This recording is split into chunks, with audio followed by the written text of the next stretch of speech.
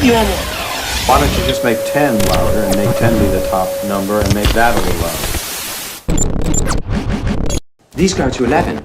That it is darker. Right. Go ahead. It is darker. It is heavier. It is our mission with me and Peter Takarin was to make a record that was a bridge over melodic metal and hard rock. Okay, so we wanted to make a bridge between the two. Him being conscious of my roots, me being conscious of his. I always wanted to make this kind of record because I can sing this type of record. In fact, I was singing a lot harder than what Peter needed me to on this record, and he had me pull back to a modest, in keeping with our vision, in keeping with the vision. He says, not too hard and not too, come on, man, we're trying to do something right up the middle here. And I said, You're right. So this is how it came out. Now, as far as the work itself, we wanted it to be more artistic, right from the cover to the photographs on the album to the music and message inside. It's more artistic. What is art? Art is a reflection of reality. It is a mirror of reality. And what is happening around us is not hearts and flowers anymore. This is a really, really, really dark time. So a lot of the album will reflect that darkness simply because of that. A lot of the words in there is dark, darkness, this, that, soul, whatever. So there's biblical references here in The Belly of the Beast simply because, let me explain. The beast is the system that we live in. It is the economic, governmental, educational system that is put over us that we have to exist in. And right now, there's a totalitarianism, authoritarianism that's coming over this world, and the beast is swallowing us, and we are in its belly. And if we don't, quote unquote, react, take action, and wake up soon, we will have no chance, because I feel we're standing at the precipice now of humanity being taken over by this totalitarianism. And it's been tried in the past. It's referenced in the Bible many times. And humanity has always won in the past because of our strength, our soul, our immortal soul. Something takes over us and we fight back. But I don't see that happening fast enough right now. So somebody had to say it. And somebody had to get the message out, because a lot of people are afraid of offending people today. And I think art is offensive. If it's not offensive, it's not art. And I'll tell you what I mean by that. I don't mean offend you in a bad way. I don't mean offend you in a good way. What I mean is it has to motivate you.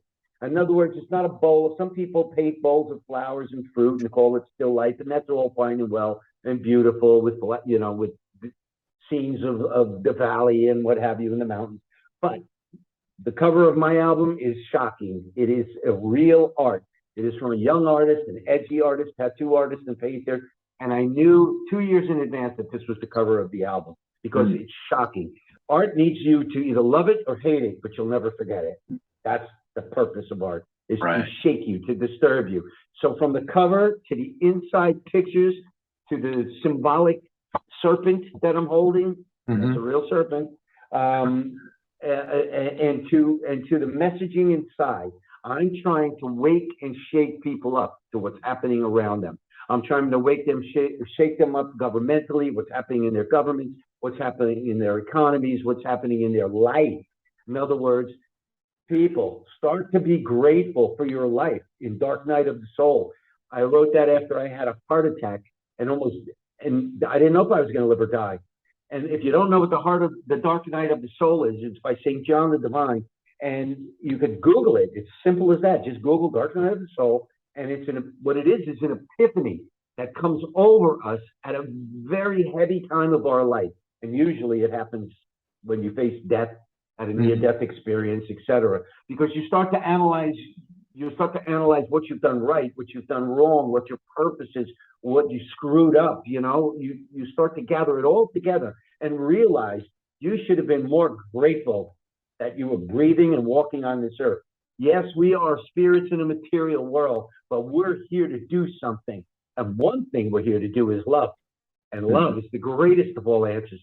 And all I see around me now is deceit, deception, hate, and division. You're black, I'm white, you're Latino, I'm Puerto Rican. What the hell is going on? They're dividing us. We're not dividing us. People are not like that. I travel the world. I see the cultures. Everybody wants the same damn thing. Everybody wants 3 square meals, couple of kids, a few ball games, couple of beers, and a good-looking woman, and we're happy. Okay? What the hell else? You know, we're the same.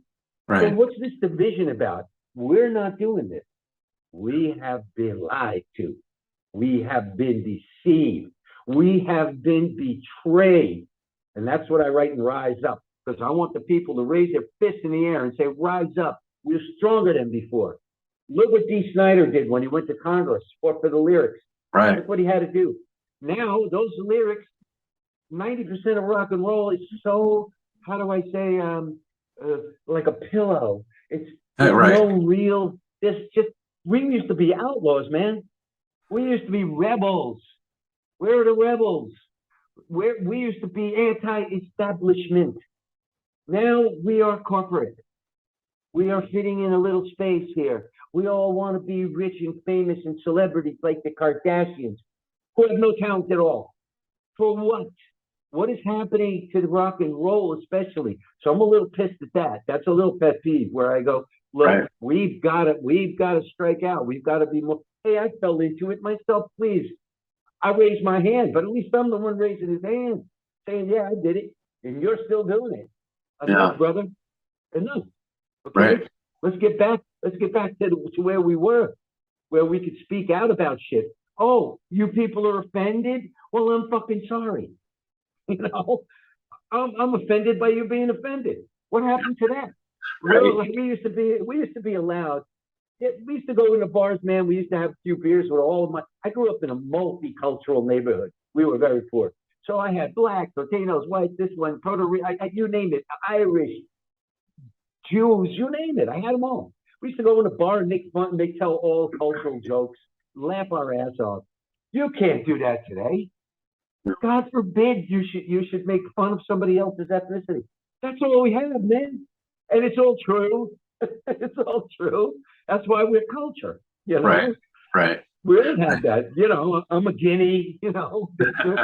It's like, you know, 2 Jews walk into a store and they buy it, you know. It used to be Right. great jokes, you know. Right. Right. Well, it's refreshing that you made a record like this, because I think I think a lot of your contemporaries would definitely probably run or just put it aside and not follow through with the concept and some of those dark times and those cultural things that you're talking about. Governmental, economic, all that stuff. I mean, it seems like it's a pretty good record for these times.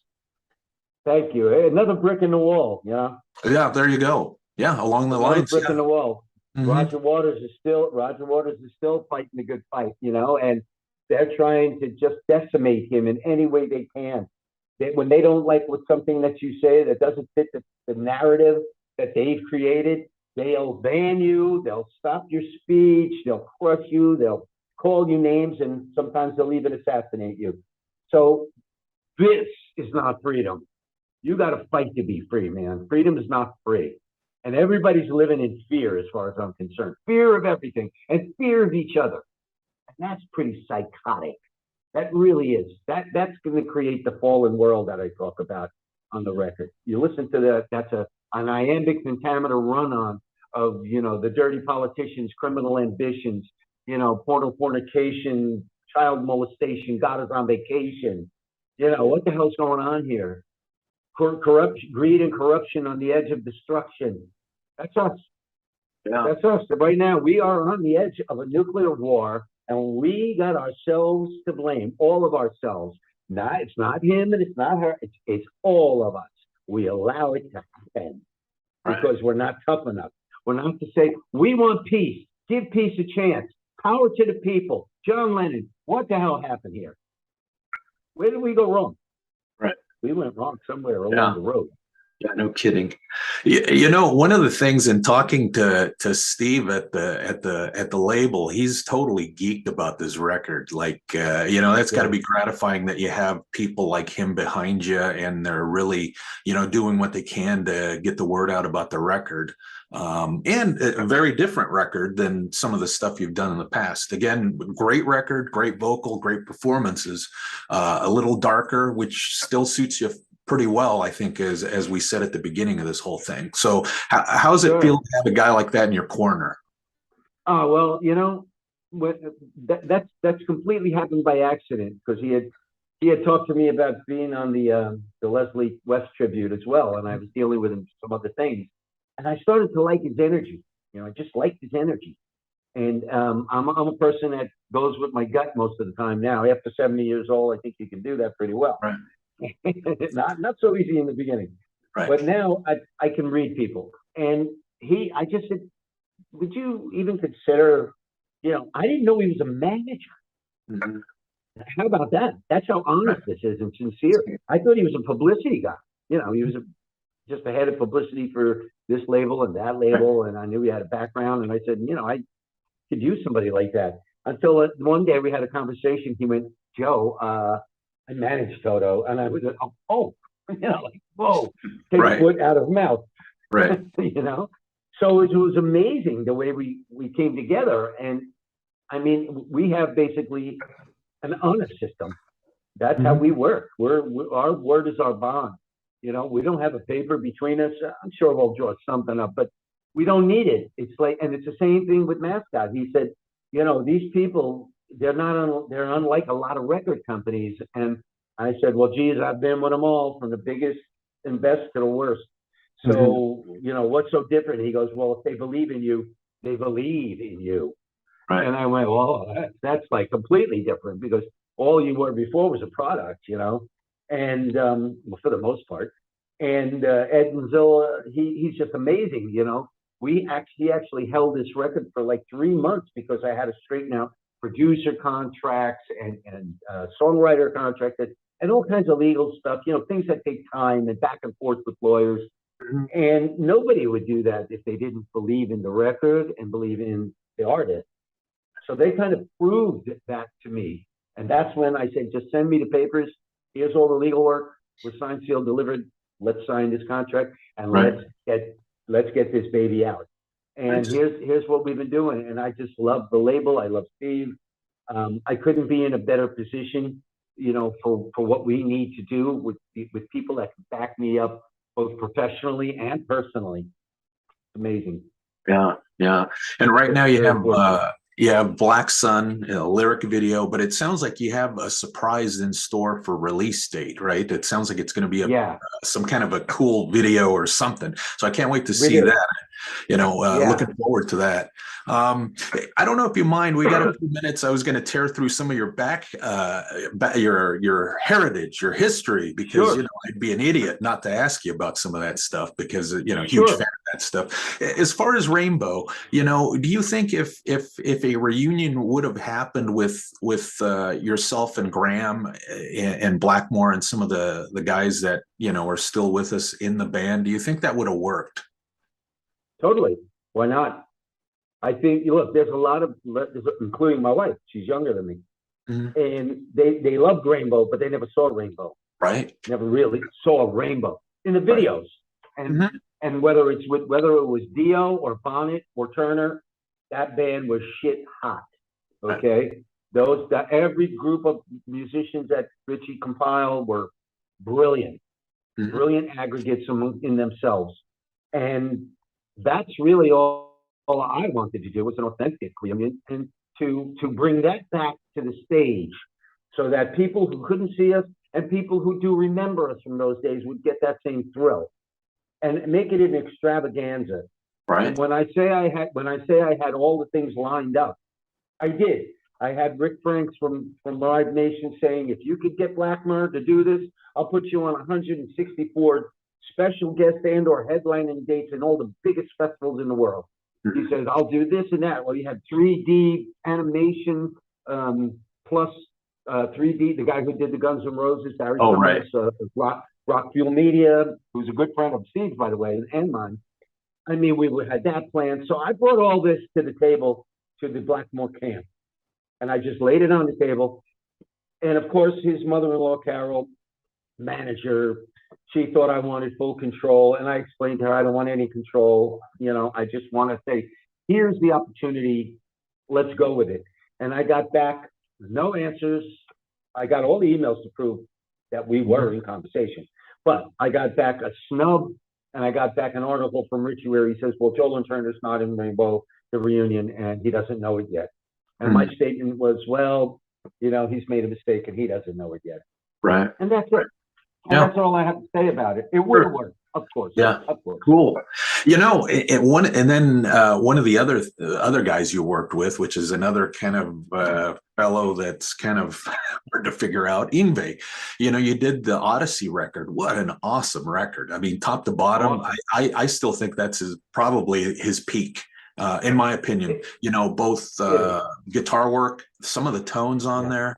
Oh, and then your melodic vocal in there and the lyric. I gotta ask you this because, you know, again, as a guy that loves the record, you know, I've seen Yngwie a handful of times over the last decade. How do you feel about your vocals for Heaven Tonight being on tour with him? First of all, I love doing that record. I think that is an incredible record. It's some of our best work, separately and together. Yeah. I mean, I think my vocals were amazing. His guitar playing was amazing. The songs were great. The record had everything that it needed, you know, and I was hired by Polygram to do just that, to take Yngwie to a place of a little more commercialism so that he could be recognized. Because before that, he was just one of those brilliant genius guitar players, you know, underground type thing, and trapping the label and all this stuff. Yeah. And Polygram wanted to do something bigger, and they knew that I could write the songs. So, and that's how I work. I came into Rainbow the same way. Right. It didn't just happen to be commercial by accident. This is what Richie wanted. We wanted top 10. We wanted, you know, and we got it. We really did. We achieved that, and sold more records and played more huge venues than any of the Rainbow congregations. Anyway, Yngwie, great stuff. I still don't have a problem with Yngwie. You know, I think Yngwie's his own problem, and you know, God bless him. But that is his standout record. There is no doubt about that. And on stage, if you ever listen to Live in Leningrad, which is a really amazing. I'm going to ask you about that too. Yeah, that was live. No, was very minimal sweetening on that one.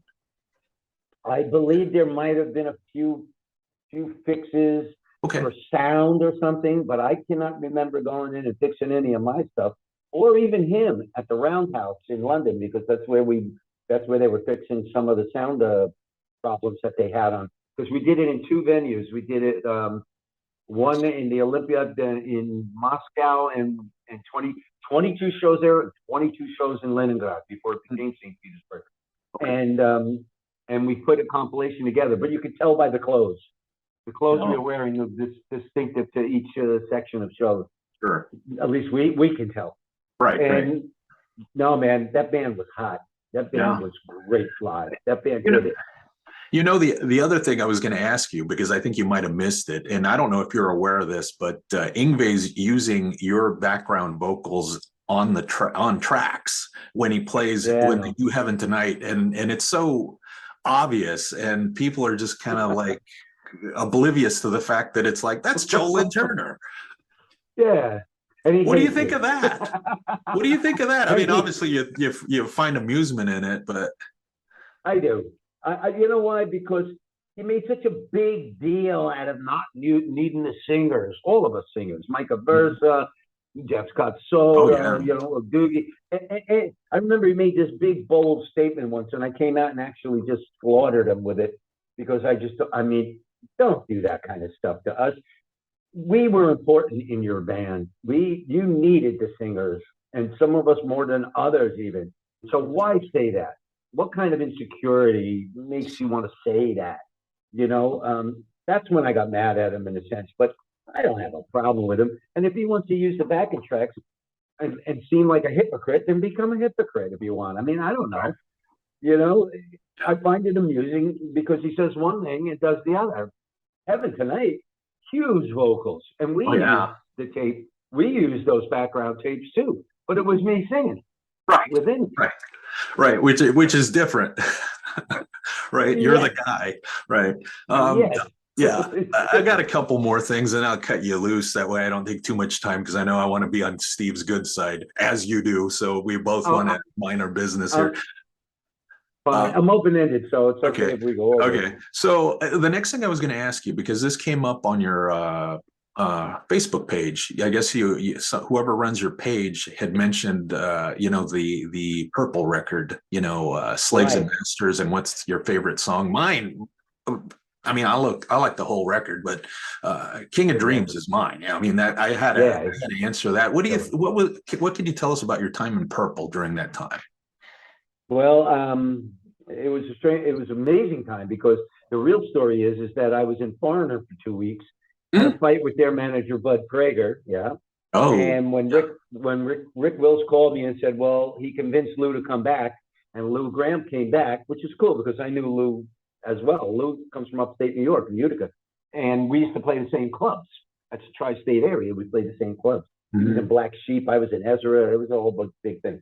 But anyway, Rick Wills, the bass player from Foreigner at the time, the original bass player, called me and said, I got another offer for you, but Bad Company's looking for a singer. So I was like, Badco, Rogers, my favorite guy. He left. This is before Brian Howe. And he had left. So the story is that I'm ready to call Badco, and I get a call from Purple. And I go, holy shit, 3 bands, like, wow, what a month, right? Right. And what a month. And so I said, I felt real comfortable with Richie and Roger. So I drove up to Vermont where they were having the rehearsals, and I started singing, and John and Ian, they loved it. And we started writing, and right there, that very same day. And then later we recorded Slaves and Masters, which I thought we had a great time doing it. We were down in Florida doing it. And it was a vacation album, really, which I'm not in favor of. I call it a vacation album because, we'd come into the studio and I'd go, so where's Richie? And they'd go, oh, Richie fucked off. And I go, well, where's John? He goes, well, John fucked off because Richie fucked off. Oh, no. And I'd go, yeah.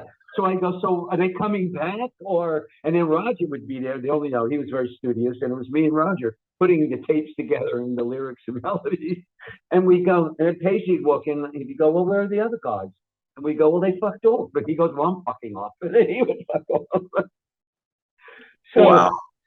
We finally got the album together, and I really think it's a pound for pound, song for song, a solid record.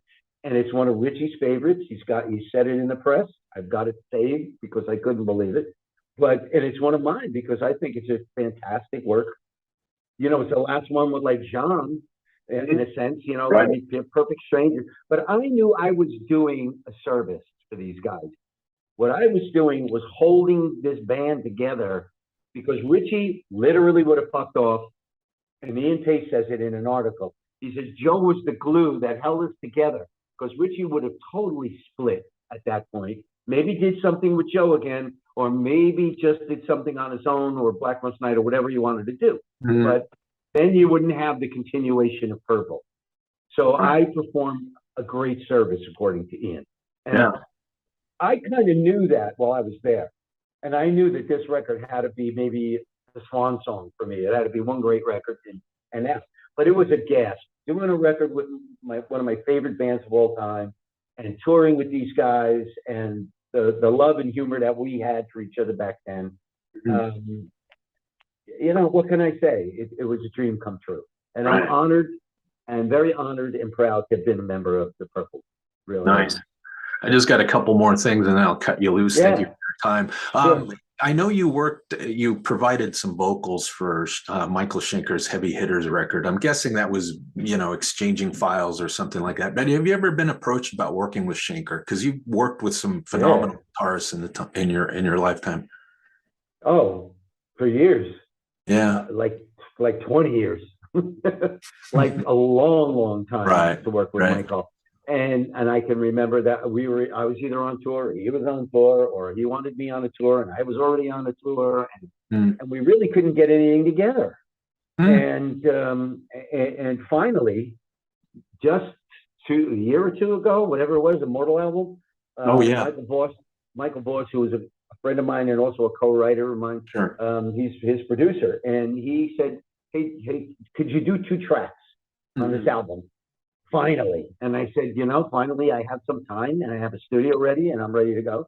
And he says, "Well, you got to co-write them a little bit, doctor them up." And I said, "No problem." Did that, went into the studio, did 2 cuts, and boom, there they are in this album. Then they asked me, "Could you come out and tour?" And I said, "Oh, well, that's going to be kind of impossible because I'm doing my album now, and I'm dedicating all my time to that album because I want an amazing masterpiece here. I don't want anything that's half-assed or just because I didn't have enough time or whatever." I dug into this belly of the beast like crazy. I didn't come out of my room for a couple of months. I was really dedicated. So that's why I didn't. But and then they asked me to do another track. I think it was a Dio cover, and I just said, I believe Ronnie's got enough covers in his life, and he just does. He doesn't need another one. With respect to Ronnie, because I knew Ronnie, and regardless of what people think, they know. We used to laugh at each other. He used to laugh at my love songs, and I used to laugh at his Dungeons and Dragons. So we were friends that way. Yeah. So if the opportunity were presented and you had the availability, would you do an entire record with Schenker? Maybe, but I think I'm going in another direction now. Okay. And I think I want to stay in that direction. And I've done enough guest star stuff in my life and so on. And not because of Michael or anything, but just because of where I am now and who I am now. I want to stay here. And I have another record to do, and at least contractually. And I've got a lot of work ahead of me. I'm not even there yet. It's not even released. So I can't even think about that. It's like I've got responsibilities and to myself and to others. Yep. So that's how I feel. But if out of the blue one day or something and I was sitting around just chopping wood, maybe. Fair enough. All right. Yeah. We'll end with a couple more, and then I swear I'll let you off, and you can go enjoy the rest of your evening. I'm trying to tell you, Ruben, I got some time. And I got the house to myself. Unbelievable. So you're a bachelor for the night. Hey, so 2 hours. A couple hours. So a couple things. You must have a book in you. You must have notes somewhere. You must have a lot of stuff in a hard drive. Do you have a time frame when you would put all that together and collaborate with somebody to kind of put together the ideas and put something out? Yeah, we right now I got a great friend, Julie Mills, who's she's a writer, and I've known her for years and years, and she's been compiling the chronology and stories. We get on the phone early in the morning, with coffee and just talk for an hour and a half or so, and I just spout out all these stories or inserts, and then she kind of puts it all together, because although I'm a writer right now, I didn't have the wherewithal to actually keep writing my book.